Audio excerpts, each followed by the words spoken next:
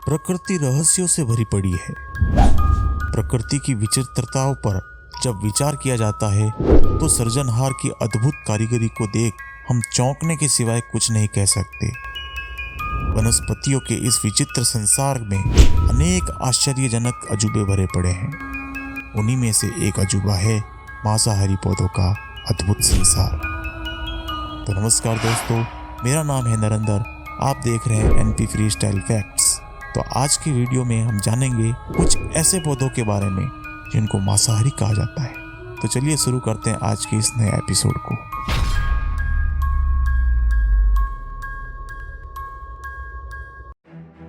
प्रकृति में संतुलन बनाए रखने के लिए पेड़ पौधों का अत्यधिक योगदान है, इसमें कोई दो राय नहीं। ये पेड़ पौधे ताजी हवा, फल फूल देकर हमेशा मानव कल्याण करते रहे हैं। लेकिन आपने कभी ये सुना है कि पेड़ पौधे भी मांसाहारी होते हैं? ये प्रश्न अपने आप में ही आश्चर्य लिए है, क्योंकि अधिकांश पेड़ पौधे सूर्य के प्रकाश तथा पानी से अपना भोजन स्वयं बनाते हैं। लेकिन ये भी सत्य है कि कुछ पौधे मांसाहारी भी होते हैं और कीड़े मकोड़ों को अपना शिकार बनाते हैं और वह उनसे अपना भोजन प्राप्त करते हैं। मांसाहारी पौधों की खोज सर्वप्रथम 1875 में हुई। चार्ल्स डार्विन ने इन पौधों के बारे में लिखा, कुछ पौधों में न केवल छोटे जीवों को पकड़ने की क्षमता है, बल्कि उन्हें पचाकर उनमें मौजूद पोषक तत्वों को अवशोषित करने की क्षमता भी है। यह बात उन्होंने 100 साल से भी ज्यादा समय पहले की थी, परंतु आज भी हम मांसाहारी पौधों को देखकर अचंभित हुए बिना नहीं रहते। आमतौर पर मांसाहारी पौधे ऐसी मिट्टी में उगते हैं जिनकी प्रकृति अम्लीय अथवा दलदली होती है। इस तरह की मिट्टी में नाइट्रोजन की मात्रा बहुत ही कम होती है और इस कमी को पूरा करने के लिए ये पौधे कीटों को पकड़कर उनके शरीर से नाइट्रोजन प्राप्त करते हैं। मांसाहारी पौधों की लगभग 975 प्रजातियां पाई जाती है, जिनमें से लगभग 30 प्रजातियां तो भारत में ही पाई जाती है। इन पौधों ने कीटों को पकड़ने के लिए अनेक तरीके विकसित किए हैं। आश्चर्य की बात तो ये है कि कीटों को पकड़ने और पचाने वाले ये पौधे सौंदर्य से परिपूर्ण होते हैं और इसी सौंदर्य के कारण कीट इन पौधों की ओर आकर्षित होते हैं और इनका शिकार बन जाते हैं। तो आइए जानते हैं कुछ मुख्य पौधों के बारे में जिनको मांसाहारी कहा जाता है। पहले नंबर पर आता है घटपर्णी। इस पौधे का वानस्पतिक नाम एपंथिस खासियाना है। ये पौधा मुख्यतः असम की खासी पहाड़ियों में पाया जाता है। इस पौधे की पत्ती एक कलशनुमा रूप में विकसित हो जाती है, जिसके मुंह पर पत्ती का ही एक ढक्कन होता है।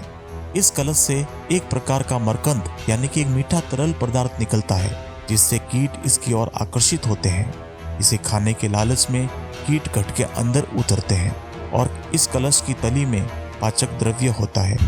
कीट कलश में प्रवेश करते ही उसमें फिसल कर उस द्रव्य में डूबकर मर जाते हैं। इसके बाद इनका विघटन होता है और पोषक पदार्थ निकलकर द्रव्य में आ जाते हैं। इसके बाद ये पत्ती इन्हें सौंप लेती है। दूसरा है सनड्यू। इस पौधे का वानस्पतिक नाम ड्रोसेरा है। ये हमारे देश के अनेक भागों में पाया जाता है। इसके पत्तों पर अनेक रेशे निकले रहते हैं जो एक चिपचिपा रस पैदा करते हैं, जो सूरज की रोशनी में ओस के कणों के समान चमकता है और इन चमकती बूंदों की ओर कीट आकर्षित हो जाते हैं और इन्हें स्पर्श करते ही चिपक जाते हैं। इसके पश्चात कीटों को झटपटाने से ये लंबे रेशे सक्रिय हो जाते हैं और वे चारों तरफ से कीट को जकड़कर बंदी बना लेते हैं। इन रेशों से एक प्रकार का पाचक द्रव्य भी निकलता है जो कीटों के पोषक तत्वों को अवशोषित कर लेते हैं। पाचन पूर्ण होने पर ये पुनः सीधे हो जाते हैं और अगले शिकार की प्रतीक्षा में लग जाते हैं।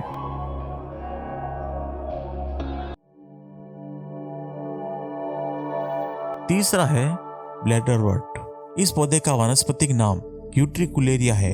ये मांसाहारी पौधा भारत के अधिकांश जलाशयों में मिलता है।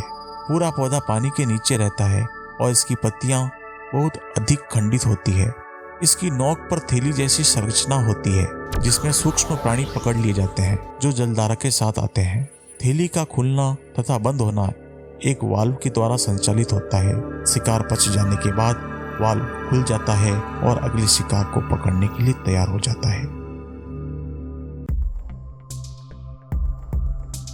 चौथा है वीनस फ्लाई ट्रैप। ये पौधा काफी प्रचलित भी है और अनेक घरों में भी पाया जाता है। इस पौधे का वानस्पतिक नाम डायोनिया मसीपुला है। ये सबसे प्रचलित पौधा है। इस पौधे को लोग अपने घरों में भी रखते हैं। ये पौधा मुख्य रूप से अमेरिका के कोलोराडो क्षेत्र में पाया जाता है। इसके पत्ते 2 भागों में बटे होते हैं और दोनों के मध्य एक उभार होता है। वह दरवाजे के कब्जे की तरह कार्य करता है। पत्ते के दोनों भागों की सतह पर संवेदनशील बाल जैसे रेशे होते हैं। इनमें से किसी को कोई छू ले तो ये पत्ते के दोनों भाग तुरंत बंद हो जाते हैं और कीट को अपने भीतर कैद कर लेते हैं।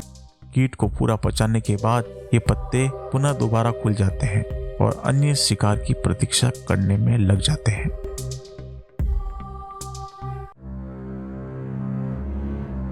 पांचवा है बटरवर्ड्स। इस पौधे का वानस्पतिक नाम पिंगुइकुला है।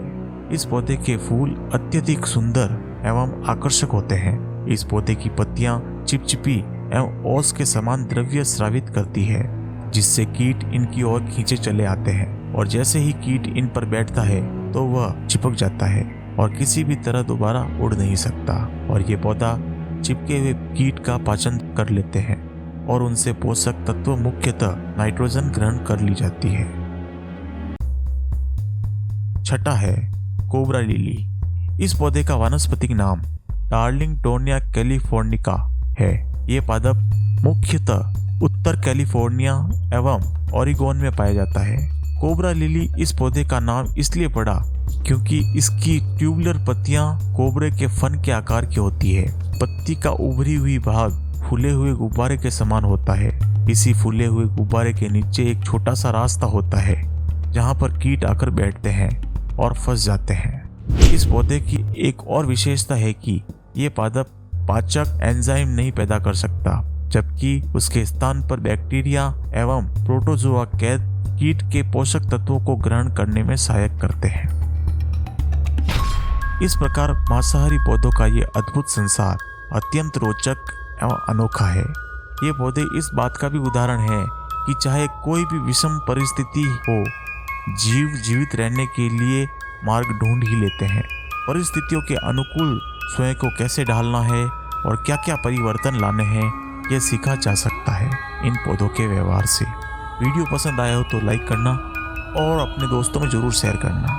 अगर आप हमारे चैनल पर नए हैं तो चैनल NP फ्रीस्टाइल को सब्सक्राइब जरूर करना। मैं मिलता हूँ आपको एक नए वीडियो में। तब तक के लिए खुश रहे, मस्त रहे, व्यस्त रहे। जय हिंद, वंदे मातरम।